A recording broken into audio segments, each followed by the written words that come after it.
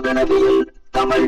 வணக்கம் ஃப்ரெண்ட்ஸ், நான் கோபிநாத். இது வாகனவியல் தமிழ் மெக்கானிக்கல் யூடியூப் சேனல். இந்த வீடியோவில் நம்ம என்ன பார்க்க போகிறோம்னா, நம்ம ஏற்கனவே வண்டியில் இந்த ரிமோட் செக்யூரிட்டி சிஸ்டம் எப்படி மாறுன்னு சொல்லிட்டு வீடியோ போட்டிருந்தோம் ரூட்ஸ் கம்பெனியில். அதே பார்த்தீங்கன்னா ரூட்ஸ் Gladiator 2ன்னு சொல்லிட்டு புதுசாக அப்டேட் பண்ணி இன்னொரு மாடல் ஒன்று விட்டுருந்தாங்க.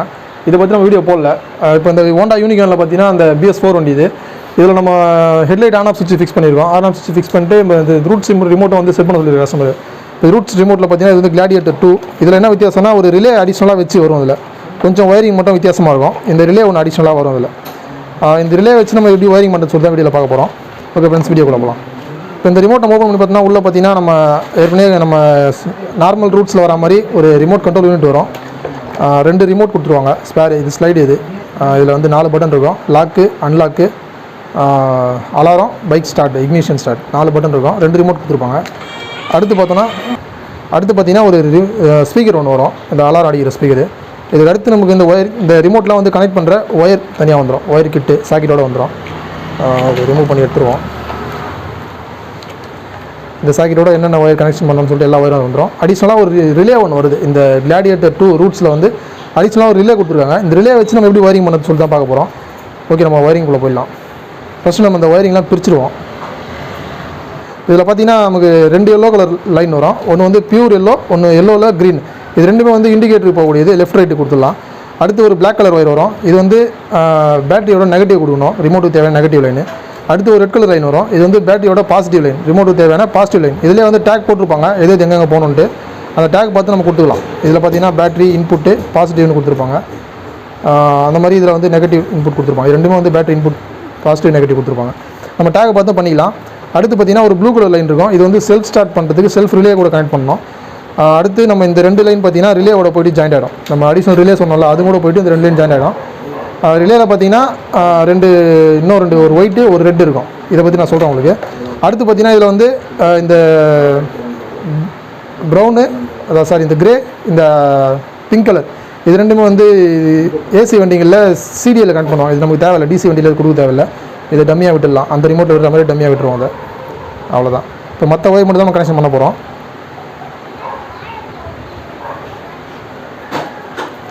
ஓகே, இப்போ நம்ம ஃபஸ்ட்டு இந்த 2 எல்லோ கலர் ஒயரை 2 இண்டிகேட்டரோட ஜாயின் பண்ணிடலாம்.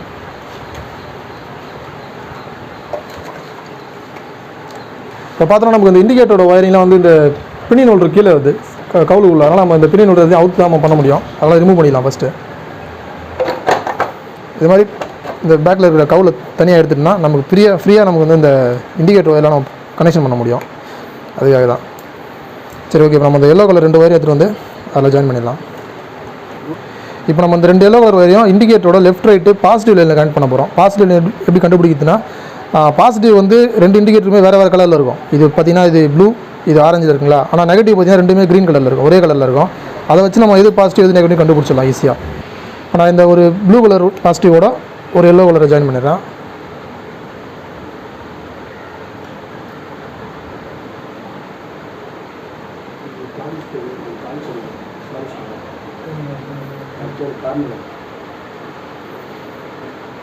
ஜாயின் பண்ணிட்டேன். அடுத்து இந்த ஆரஞ்சு கலரோட இன்னொரு பாசிட்டிவை ஆட் பண்ணிடுறேன்.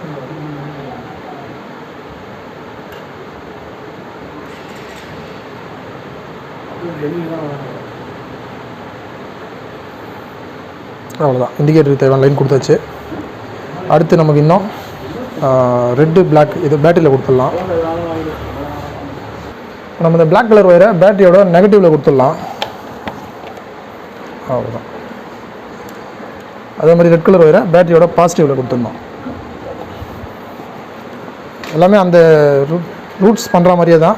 Gladiatorல அந்த ரிலே மட்டும் டிஃப்ரெண்ட், அவ்வளோதான், வேறு எதுவும் இல்லை.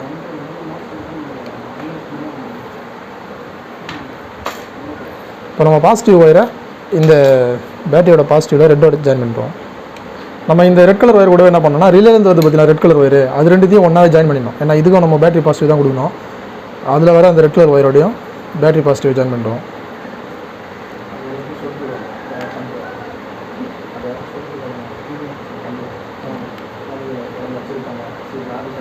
இப்போ நம்ம அந்த ரெட் கலர் பாசிட்டிவோட ஜாயின் பண்ணிட்டு அதுக்கப்புறம் நெட்டை போட்டு டைட் பண்ணிக்கலாம். பேட்டரி நெட்டை போட்டுடலாம்.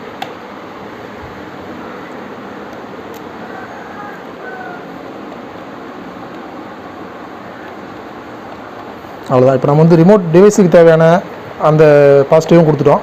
இந்த ரிலேவுக்கு தேவையான பாசிட்டிவும் கொடுத்துட்டோம். இந்த ரிலேவுக்கு ஒரு பாசிட்டிவ் நம்ம கொடுக்கணும்னு சொன்னாங்க. அந்த ரிலேவுக்கு தேவையான பாசிட்டிவும் கொடுத்துட்டோம். இந்த ரிமோட்டு போகக்கூடிய ரெட் கலர் வெளியும் பாசிட்டிவ் கொடுத்துட்டோம். இப்போ அடுத்து பார்த்தீங்கன்னா இந்த ரிமோட்டில் பார்த்தீங்கன்னா ஒரு நெகட்டிவ் இருக்கும், இன்னொரு ஒயிட் கலர் அவுட்புட் இருக்கும். இது ரெண்டுத்தையும் நம்ம கனெக்ஷன் பண்ணோம். இந்த நெகட்டிவ் நமக்கு ஏற்கனவே தெரிஞ்ச மாதிரி தான் நம்ம நெகட்டிவோட கொடுத்துடலாம், பேட்டரி நெகட்டிவோட கொடுத்துடலாம். இந்த ஒயிட் கலர் ரிமோட் நம்ம என்ன பண்ணோம்னா நம்ம டிசி அவுட்புட் வந்து பார்த்தீங்கன்னா சாவி ஆன் பண்ணோம், அந்த அவுட்புட் என்னோட ஜாயின் பண்ணோம். இந்த ரிமோட்டோட நெகட்டிவ் வந்து அந்த ஒயரை நம்ம பேட்டரியோட நெகட்டிவோட ஜாயின் பண்ணுறோம்.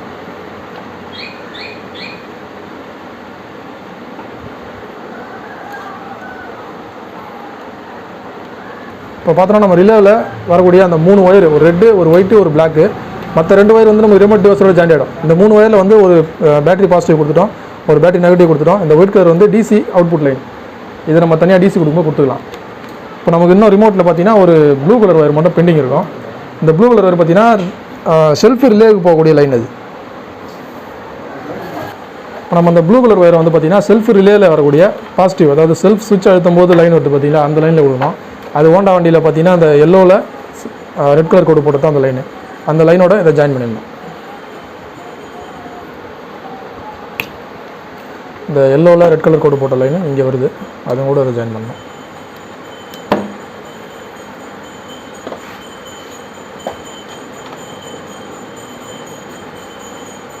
ஜாயின் பண்ணிட்டு ரிலேயில் ப்ளக்கிங் பண்ணிடலாம்.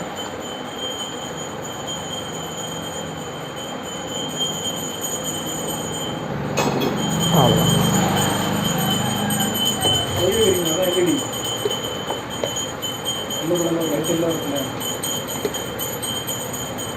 ஓகே, இப்போ செல்ஃப் ரிலேக்கு தேவையான என்ன கொடுத்துட்டோம். இப்போ நம்ம வந்து ரிமோட்டில் வந்து எல்லா ஒயருமே கொடுத்துட்டோம். கிட்டத்தட்ட ஒரே ஒரு ஒயர், அந்த ஒயிட் கலர் ஒயர் மட்டும் தான் பேலன்ஸ் இருக்குது. ரிலேயில் வர ஒயிட் கலர் ஒயர், அதையும் லைன் கொடுத்துட்டா வேலை முடிஞ்சிடும். இப்போ பார்த்தோன்னா நம்ம இந்த ரிமோட்டில் வரக்கூடிய எல்லா ஒயருமே கனெக்ஷன் பண்ணிட்டோம். ப்ளூ, எல்லோ, ரெட்டு, பிளாக்கு, இந்த பிங்க்கும் சாரி இந்த ப்ளூவும் ஆரஞ்சும் வந்து ரிலேவுக்கு போயிடுது. ரிலேயில் வரக்கூடிய அதே மாதிரி எல்லா வரையும் கனெக்ஷன் பண்ணிட்டோம். ரிலேயில் பார்த்தீங்கன்னா ஒரு பிளாக்கு, ஒரு ரெட்டு, ஒரு ஒயிட் வரும். பிளாக்கு, ரெட்டு பேட்டரியில் கொடுத்துரும். இந்த ஒயிட் மட்டும் தான் இப்போ பெண்டிங் இருக்கணும். இந்த ஒயிட் எங்கே கொடுக்கணும்னா இது டேரெக்டாக போய்ட்டு இக்னிஷன் ரிட்டன் கீழே கொடுக்கணும். கீழே சாவி ஆன் பண்ணால் ரிட்டன் வந்து லைன், அந்த லைனில் கொடுக்கணும். இது வந்து நல்ல திக்னஸான ஒயர் கொடுத்துருப்பாங்க. நம்ம பழைய ரிமோட்டில் என்ன பண்ணுவோம்னா பிரேக் லைட் சுவிட்சிலோ இல்லை இண்டிகேட்டர் ஃப்ளாஷ்லையோ கனெக்ட் பண்ணி விட்டுருவோம். அதை இப்போ அந்த மாதிரி பண்ண முடியாது. ஏன்னா இது வந்து திக்னஸான ஒயர், ஃபுல் வோல்டேஜ் கொடுக்குறாங்க டேரெக்டாக பேட்டரிலேருந்து. ரிலே மூலமாக வந்து டேரெக்டாக பேட்டரிலேருந்து 12 வோல்ட் வந்து ஃபுல்லாக அந்த கேஜாக வரும்போது என்ன ஆகும்னா, நம்ம மெலிசான திக்னஸ் கம்மியான ஒயரில் கொடுத்தோம்னா தாங்காது. அப்போ நம்ம என்ன பண்ணணும், ஒரு துண்டு வச்சு ஜாயின் பண்ணி டேரெக்டாக அதுமாதிரி லாக் சைடில் கொடுக்கணும். அதை இதில் துண்டு வச்சு ஜாயின் பண்ணிக்கலாம். ஒரு ஒயர் ஜாயின் பண்ணி இது நம்ம டேரெக்டாக ஃப்ரண்ட்டில் லாக் சைடுக்கு எடுத்துன்னு போக போகிறோம்.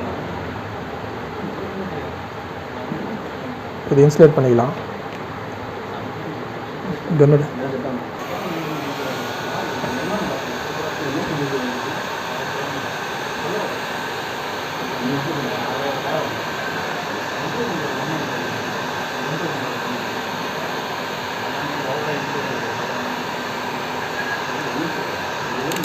ஓகே.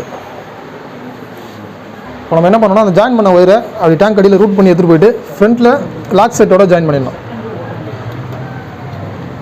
இப்போ நம்ம பேக்லேருந்து எடுத்துகிட்டு வந்து பார்த்தீங்கன்னா ஒயிட் கலர் லைன், அந்த ஒயர் என்ன பண்ணோம்னா சாவி ஆன் பண்ணால் ரிட்டர்ன் சப்ளை வந்து பார்த்தீங்கன்னா கீ செட்டில், இது வந்து கீ செட்டோட ஒயர். இதில் ஒன்று இன்புட் உள்ளே போகும், ஒன்று அவுட்புட்டாக வெளில வரும் சாவி ஆன் பண்ணும்போது. அந்த அவுட்புட் வர ஒயரோட இதை ஜாயின் பண்ணிடணும்.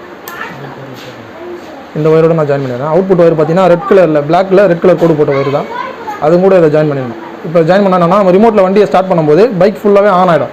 கீபோர்ட் ஆன் பண்ணுற மாதிரி பைக் ஃபுல்லாக ஆன் ஆகிடும். அவ்வளோதான்.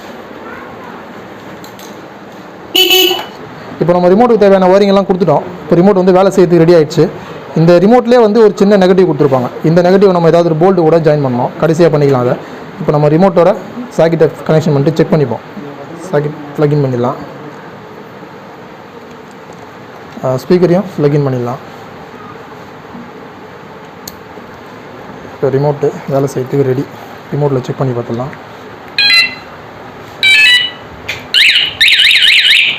எல்லாமே வேலை செய்யுது. பைக் ஸ்டார்ட் ஆகுதா செக் பண்ணுறோம். பைக் இப்போ கீ ஆஃபில் தான் இருக்குது. பைக் ரிமோட்லேயே ஸ்டார்ட் ஆகுது. பைக் ஆஃப் பண்ணோன்னா ஆஃப் பண்ணிக்கலாம். ஸ்டார்ட் பண்ணோன்னா 2 தடவை ப்ரெஸ் பண்ணால் ஸ்டார்ட் ஆகிடும். ஆஃப் பண்ணிக்கலாம். இப்போ வந்து வரிங்கெலாம் பக்காவாக பண்ணிட்டோம். இப்போ நம்ம இந்த டிவைஸில் இருக்கிற ஒரே ஒரு நெகட்டிவ் லைன் மட்டும் நம்ம கொடுக்கணும். கொடுத்தோன்னா வேலை முடிஞ்சிடும்.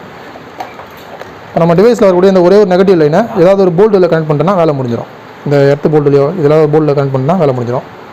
நம்ம கடைசியாக அந்த எர்த்து வயரை இந்த போல்டோட கொடுத்துடலாம், வேலை முடிஞ்சிடும்.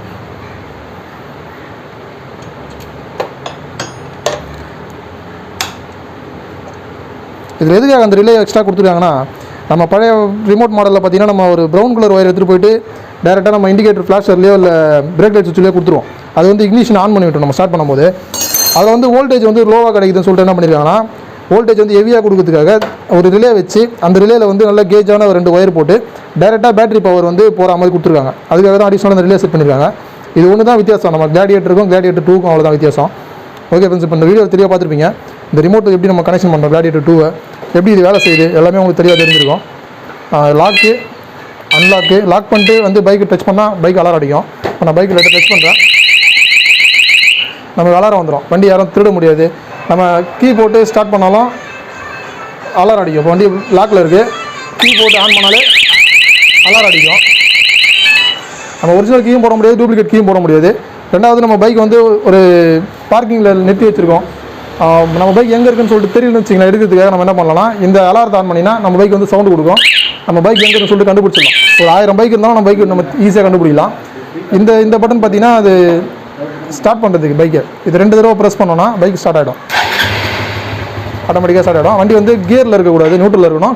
கில் சுவிட்ச் இருக்கிற வண்டியாக இருந்தால் கில் சுவிட்ச் ஆஃபில் இருந்தால் பைக் ஸ்டார்ட் ஆகாது, கில் சுவிட்ச் ஆனில் இருக்கணும். இது 2 மட்டும் இருந்தால் போதும், பைக்கை ஸ்டார்ட் பண்ணிக்கலாம். இந்த ரிமோட் வந்து 100 மீட்டர் வரைக்கும் வேலை செய்யும். வாட்டர் வாஷ் பண்ணும்போது மட்டும் இந்த கனெக்ஷன்லாம் ப்ளக்இன் பண்ணிட்டு டிவைஸ் எடுத்து வச்சுட்டு வாட்டர் வாஷ் பண்ணுங்கள், அதுதான் சேஃப்டி. இல்லைனா ஒரு கவர் போட்டு கவர் பண்ணி வச்சுன்னா பிரச்சனை இல்லை. அதேமாதிரி நீங்கள் மழை டைமில் வண்டி ஓட்டிட்டு போகிறீங்கன்னா இந்த ரிமோட்டை கழட்டி பாக்கெட்டில் வச்சுங்க. இது நினைஞ்சாலும் ரிமோட் வந்து பேட்டரி டவுன் ஆகிடும் சீக்கிரமாக. ரிமோட்டோட பேட்டரி டவுன் ஆகிடும், வண்டிக்கு எதுவும் பிரச்சனை இல்லை. ரிமோட்டோட வேஸ்ட்டாக போகிறது நிறைய சான்ஸ் இருக்குது. ரிமோட் இது வேஸ்ட்டாக போச்சுன்னா ஒன்று ஸ்பேர் இருக்குது, இருந்தாலும் அதுவும் வேஸ்ட்டாக போச்சுன்னா கஷ்டம், ரிமோட்டை நம்ம யூஸ் பண்ண முடியாது. அதுக்காக தான் மழை பெய்யும்போது ரிமோட்டை கழட்டி வச்சிங்க.